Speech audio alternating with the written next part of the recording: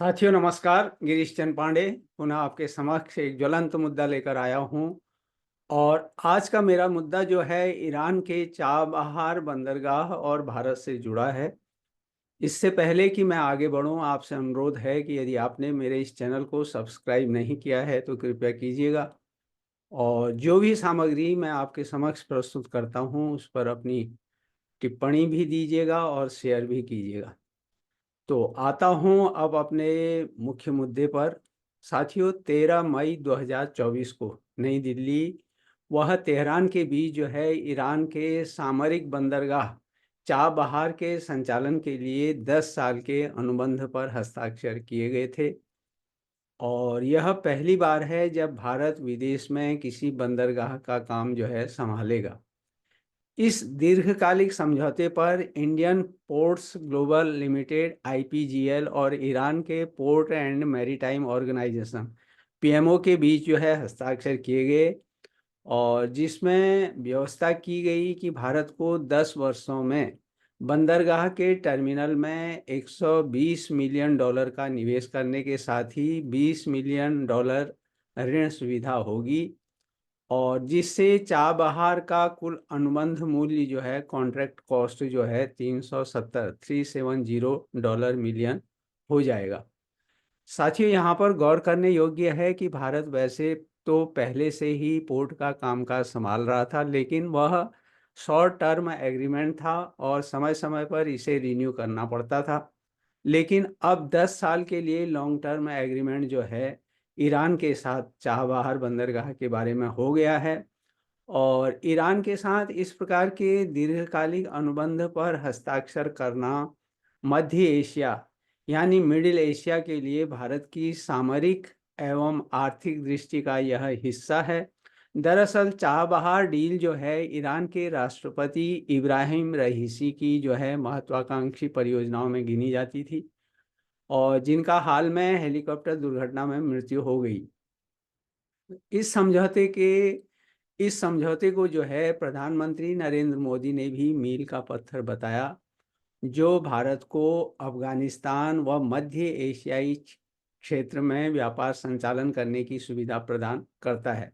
दरअसल विगत में ईरानी राष्ट्रपति इब्राहिम रईसी ने प्रधानमंत्री मोदी के साथ जो है बेहतर संबंध विकसित कर लिए थे और यही वजह है कि ईरान को ब्रिक्स समूह के देशों में शामिल करने के मामले में तेजी आ सकी थी। अगस्त 2023 में मोदी ने ब्रिक्स शिखर सम्मेलन से इतर ईरानी राष्ट्रपति से मुलाकात की थी। और यहाँ उल्लेखनीय है कि ब्रिक्स देशों के इस समूह में जो है रूस है, चीन है, दक्षिण अफ्रीका, ब्राज़ील तथा भारत शामिल हैं। लेकिन रईसी के इस आकस्मिक निधन से भारत ईरान के बीच संबंधों में थोड़ा बहुत ठहराव आना निश्चित है। लेकिन विश्वास किया जाना चाहिए कि रईसी के जो उत्तराधिकारी हैं उनके साथ भारत ईरान संबंध पुनः पटरी पर लौटेंगे और उन संबंधों को नया आयाम मिल सकेगा फिर से।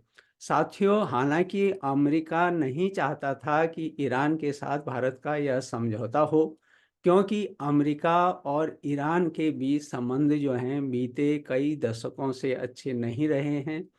ईरान अपना सबसे बड़ा दुश्मन जो है अमेरिका को मानता है, तो वहीं दूसरी ओर अमेरिका ईरान को एक खतरे के तौर पर देखता है। इसलिए चाबहार गाह के बारे में चाबहार बंदरगाह समझौता जो भारत के साथ हुआ है उसको होने के बाद अमेरिका ने भारत को एक प्रकार से अप्रत्यक्ष तौर पर प्रतिबंधों के संभावित जोखिम की चेतावनी भी दी थी। लेकिन भारत के विदेश मंत्री डॉक्टर एस जयशंकर ने बिना समय गवाए अमेरिका को सख्त लहजे में जवाब देते हुए कहा, अमेरिका अपनी सोच बड़ी करे क्योंकि इस योजना से पूरे क्षेत्र को फायदा होगा। उन्होंने यह भी याद दिलाया कि अमेरिका कभी खुद स्वयं जो है बंदरगाह को महत्वपूर्ण मानता रहा है। डॉक्टर जयशंकर यहीं पर नहीं रुके, उनका अगला बयान और महत्वपूर्ण है जब उन्होंने कहा कि वैसे भी मेरे और ईरान के बीच में अगर कुछ होता है तो वह मेरे और ईरान के बीच की बात है। तो स्वाभाविक तौर पर उनका यही कहना था कि इसमें अमेरिका को कूदने की ज़रूरत क्या है। साथियों, डॉक्टर जयशंकर के इस वक्तव्य से यह जाहिर होता है कि भारत अपने राष्ट्रीय हितों पर केंद्रित स्वतंत्र विदेश नीति की अपनी राह से विचलित नहीं होने वाला है। और आपको यहाँ पर मैं यह याद दिला दूँ कि डॉक्टर जयशंकर ने जब रूस यूक्रेन संघर्ष के बीच उनसे पूछा गया कि भारत किसके पक्ष में है, तो उनका स्पष्ट तौर पर कहना था कि हमारा जवाब हर बार सीधा और ईमानदार होता है और हम शांति के पक्ष में हैं। इसी प्रकार रूस यूक्रेन संघर्ष के बीच भारत द्वारा रूस से तेल खरीदने के मुद्दे पर अमेरिका द्वारा आपत्ति दर्ज करने पर विदेश मंत्री ने उस समय अमेरिकी लॉबी को खरी खरी सुनाते हुए कहा था कि भारत रूस से जितना कच्चा तेल एक महीने में खरीदता है, रूस से उतना तेल जो है यूरोपीय देश सिर्फ एक दिन में खरीद लेते हैं। इस प्रकार डॉक्टर जयशंकर ने अमेरिका और यूरोपीय देशों की बोलती उस समय बंद कर दी थी। साथियों, चाबहार बंदरगाह जो है ईरान का एकमात्र समुद्री बंदरगाह है और यह इसकी स्थिति अगर देखें तो यह मकरान तट पर सिस्तान और बलूचिस्तान प्रांत में ओमान की खाड़ी में स्थित है। ईरान का यह पोर्ट दूरी के हिसाब से देखें तो गुजरात के कांडला पोर्ट से लगभग 1000 किलोमीटर और मुंबई से 1500 किलोमीटर दूरी पर स्थित है। और चाबहार में दो मुख्य बंदरगाह हैं, जिसमें पहला है शाहिद कलंतरी और दूसरा है शाहिद बेहिश्ती बंदरगाह। और ईरान ने भारत को जो है शाहिद बेहिश्ती बंदरगाह के निर्माण का प्रस्ताव दिया है। साथियों, इस समझौते के इतिहास पर अगर हम नज़र दौड़ाएं तो चाबहार बंदरगाह को लेकर भारत और ईरान के बीच प्रारंभिक वार्ता जो है 2003 में शुरू हुई थी। यानी 2003 से जो है इस पर बातचीत शुरू हुई थी, लेकिन उस समय अमेरिका ने संदिग्ध परमाणु कार्यक्रम को लेकर ईरान पर कई प्रतिबंध लगा दिए थे और यही इसी वजह से बंदरगाह के विकास का काम जो है उसमें सुस्ती आ गई थी, शिथिलता आ गई थी। वहीं इससे पहले जो है अमेरिका ने ईरान के साथ व्यापार में शामिल भारतीय कंपनियों पर भी प्रतिबंध लगा दिया था और साथ ही ईरान को एटमी परीक्षण यानी परमाणु परीक्षण के बाद इन पाबंदियों को और बढ़ा दिया। वर्ष 2015 में ईरान परमाणु समझौते के तहत प्रतिबंधों में ढील ने चर्चाओं को जो है पुनर्जीवित किया और जिससे मई 2016 में भारत के जो प्रधानमंत्री हैं नरेंद्र मोदी की ईरान यात्रा हुई और उस दौरान भारत, ईरान और अफगानिस्तान के बीच अंतर्राष्ट्रीय परिवहन और पारगमन गलियारे की स्थापना के लिए एक त्रिपक्षीय समझौते पर हस्ताक्षर किए गए थे, जिसे चाबहार समझौते के रूप में भी जाना जाता है। साथियों, इस यात्रा के दौरान मोदी ने तब चाबहार पोर्ट में 55 करोड़ डॉलर खर्च करने का ऐलान किया था। यहाँ यह उल्लेख करना भी जरूरी होगा कि ईरान सैन्य ताकत में इजराइल के बराबर है और अंतर केवल इतना है कि इजराइल के पास परमाणु हथियार हैं और साथ ही उसे अमेरिका का परमाणु कवच भी हासिल है। यानी अमेरिका का उसके साथ जो है इस मामले में सहयोग है और ईरान के लिए यह एक चुनौती है और यही कारण है कि ईरान परमाणु हथियारों से लैस होने के लिए प्रयासरत है। और कुछ विश्लेषकों के अनुसार ईरान परमाणु बम बनाने के लिए जो आवश्यक परिष्कृत यूरेनियम हासिल करने के जो है वो नज़दीक है और उसे रोकने के लिए अमेरिका के पास कुछ ही हफ्तों का समय बचा है। ईरान एक ऐसा देश है जो राजनीतिक, कूटनीतिक, आर्थिक और सामरिक प्रतिबंधों का सामना करते हुए अमेरिकी विरोधी खेमों से जुड़ने के लिए हमेशा तैयार नज़र आता है।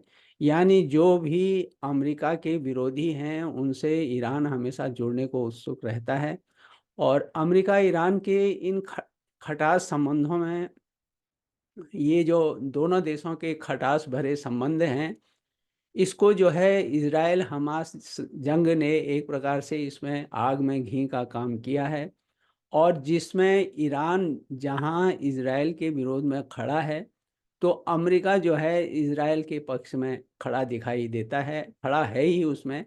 इस प्रकार पश्चिम एशिया संकट के दौरान ईरान और इजराइल के बीच बड़े तनाव के मद्देनज़र अमेरिका ने ईरान पर नए सिरे से आर्थिक प्रतिबंध लगाए हैं।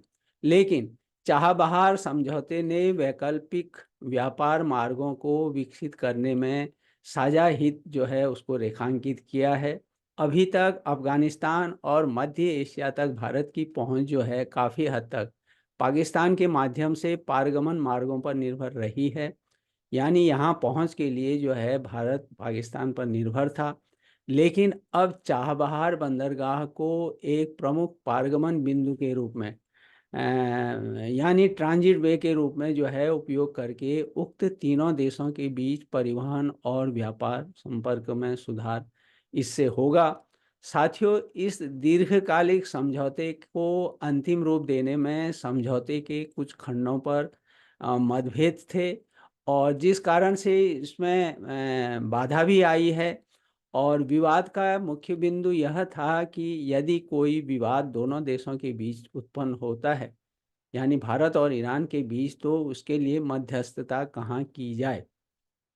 अब दोनों पक्षों ने आपसी विचार विमर्श करके यह निष्कर्ष निकाला कि किसी भी असहमति की स्थिति में दोनों देशों के नेताओं के बीच खुले संचार और सहयोग के माध्यम से मसले को जो है सुलझाया जाएगा यदि कोई विवाद उत्पन्न होता है। साथियों, इतना ही नहीं, पोर्ट को जो है चाबहार पोर्ट को international north south transport corridor INSTC से भी जोड़ा जाएगा। और इस कॉरिडोर के तहत जो है भारत है, ईरान है, अफगानिस्तान है, आर्मेनिया, अजरबैजान, रूस, मध्य एशिया और यूरोप तक जहाज, रेल और सड़क का 7,200 किलोमीटर लंबा नेटवर्क तैयार किया जाएगा। और इससे क्या होगा कि भारत की यूरोप और रूस तक पहुंच भी आसान हो जाएगी। यहाँ यह गौर करने योग्य है कि ईरान इस प्रकार की कनेक्टिविटी से दूसरे देशों को पहले भी जोड़ चुका है, और वह चाहता है कि एक संतुलन जो है ज़रूरी हो ताकि पूरी निर्भरता चीन पर ना हो। यानी चीन से भी वह एक प्रकार से अपना जो है पिंड छुड़ाना चाहता है।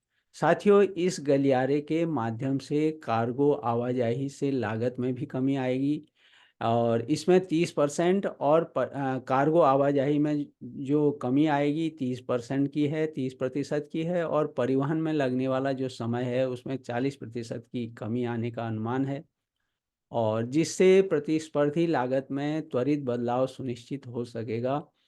और प्रसंगवश यहाँ यह उल्लेख करना भी उचित होगा कि कोविड-19 महामारी के दौरान चाबहार बंदरगाह ने मानवीय सहायता की आपूर्ति में महत्वपूर्ण भूमिका निभाई थी, और चाबहार बंदरगाह के माध्यम से भारत से अफगानिस्तान तक 2.5 मिलियन टन गेहूं और 2,000 टन दालों का निर्यात किया गया था। वर्ष 2021 में भारत ने टिड्डियों के हमले से निपटने के लिए इस बंदरगाह के माध्यम से ईरान को 40,000 लीटर पर्यावरण अनुकूल कीटनाशक मेलाथियान भी भेजा था। यही नहीं, चाबहार बंदरगाह को विकसित और संचालित करके भारत जो है हिंद महासागर क्षेत्र में अपनी सामरिक प्रभाव को बढ़ा सकता है, और जिससे भारत की भू राजनीतिक स्थिति मजबूत होगी। और समझौते का एक अहम पहलू अगर हम देखें, यह भी है कि इससे पाकिस्तान के ग्वादर बंदरगाह ही नहीं, चीन के belt and road initiative BRI को भी बैलेंस करने में मदद मिल सकती है। ईरान में परिवहन है, बंदरगाहों, ऊर्जा, उद्योग और सेवाओं की विभिन्न परियोजनाओं में चीन इस समय जो है अरबों डॉलर का निवेश कर रहा है, तथा वह ईरान का एक मजबूत आर्थिक सहयोगी बनकर उभरा है। साथियों, असल में चाबहार जहां स्थित है वहां से पाकिस्तान की सीमा भी लगती है, और ये पाकिस्तान में बन रहे ग्वादर पोर्ट के भी नज़दीक है। और ग्वादर पोर्ट और चाबहार पोर्ट के बीच सड़क के रास्ते 400 किलोमीटर की दूरी है, जबकि समुंदर के जरिए ये दूरी 100 किलोमीटर के आसपास है। और चीन ने जब बेल्ट एंड रोड इनिशिएटिव के तहत ग्वादर पोर्ट बनाना शुरू किया तो खुद ब खुद चाबहार पोर्ट की अहमियत भी बढ़ गई है। इसके अतिरिक्त अगर हम देखें, चाबहार में उपलब्ध डॉकिंग सुविधा के कारण भारत समुद्री डकैती के मामलों में प्रभावी ढंग से नियंत्रण पा सकता है और अरब सागर में रक्षा की पहली पंक्ति के रूप में काम कर सकता है। भारत और ईरान के बीच साथियों, अगर हम देखें आर्थिक संबंधों पर अगर हम नज़र दौड़ाएं, तो वित्त वर्ष 2022-23 के दौरान भारत ईरान द्विपक्षीय व्यापार 2.33 बिलियन अमेरिकी डॉलर था, जो वर्ष दर वर्ष यानी हर वर्ष जो है 21.7% की वृद्धि दर्शाता है। ईरान को भारत का निर्यात जो है 1.66 बिलियन अमेरिकी डॉलर था और ईरान से भारत का आयात 672.12 मिलियन अमेरिकी डॉलर था। अप्रैल 2000 से दिसंबर 2023 तक ईरान से भारत में एफडीआई प्रभाव अगर हम देखें, यानी प्रत्यक्ष विदेशी निवेश अगर हम देखें, तो 1 मिलियन अमेरिकी डॉलर दर्ज किया गया था। भारत ईरान को मुख्य रूप से जो है कृषि उत्पाद एवं पशु उत्पाद जैसे मांस है और दुग्ध उत्पाद है, प्याज है, लहसुन है तथा डिब्बाबंद सब्जियां निर्यात करता है। और ईरान से आयात होने वाली वस्तुओं में मिथाइल अल्कोहल है, पेट्रोलियम बिटुमेन है, तरलीकृत ब्यूटेन है, तरलीकृत जो है प्रोपेन है और सेब, खजूर और बादाम शामिल हैं। ईरान के पास विश्व में कच्चे तेल और प्राकृतिक गैस के बड़े भंडार मौजूद हैं और वह अपना तेल बेचने के लिए जो है भारत को एक बड़े बाजार के रूप में देखता है।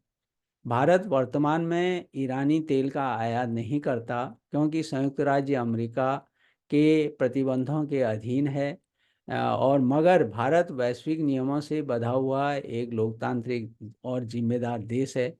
इसलिए भारत ने अमेरिकी प्रतिबंधों को देखते हुए पिछले 4 वर्षों से ईरानी तेल का आयात बंद कर दिया है और इससे भारत की ऊर्जा ज़रूरतें निश्चित तौर पर प्रभावित हुई हैं, उन उस पर विपरीत प्रभाव पड़ा है। तो वहीं ईरान ने भी इसे ठीक नहीं समझा है।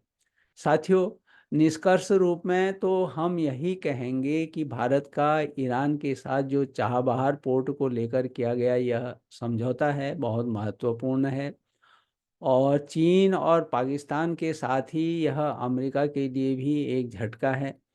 और भारत ने जिस लहजे में अपनी प्रतिक्रिया दी है, उससे यह भी स्पष्ट हो जाता है कि भारत आज अपने हित में स्वतंत्र निर्णय लेने में सक्षम है, वह किसी का पिछलग्गू नहीं है। चाबहार बंदरगाह से भारत को होने वाले फायदों के केंद्र में ईरान, अफगानिस्तान और रूस हैं। हालांकि ये तीनों देश वर्तमान में कड़े वैश्विक प्रतिबंधों का सामना कर रहे हैं। यही नहीं, ईरान की कूटनीति और भारत की स्थिति में गहरे अंतर्द्वंद और विरोधाभास भी हैं।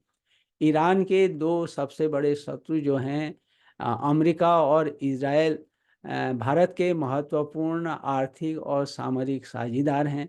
ऐसी स्थिति में भारत के समक्ष जो है चाबहार बंदरगाह के संबंध में चुनौती तो है, लेकिन हम उम्मीद करें कि वह आसानी से इस चुनौती से पार पा लेगा। तो साथियों, ये मेरा आज का मुद्दा था जो मैंने आपके साथ शेयर किया, बांटा। आप अपनी टिप्पणी अवश्य दें, पसंद नापसंद जो भी आप देना चाहें दीजिएगा। और साथ ही मैं जैसा कहते आया हूँ कि मेरी कुछ पुस्तकें बाज़ार में उपलब्ध हैं, उनका लिंक मैं डिस्क्रिप्शन के साथ दे रहा हूँ। यदि आपको समय मिले, अध्ययन करना चाहें, अध्ययन करें और आशा है कि आप अवश्य लाभान्वित होंगे। तो इन्हीं शब्दों के साथ मिलता हूँ फिर किसी नए ज्वलंत मुद्दे पर। तब तक आप सुखी रहिए, स्वस्थ रहिए, प्रसन्नचित्त रहिए, लेकिन मेरे आने वाले ज्वलंत मुद्दे का अवश्य बेसब्री से इंतजार करते रहिए। तो एक बार पुनः नमस्कार।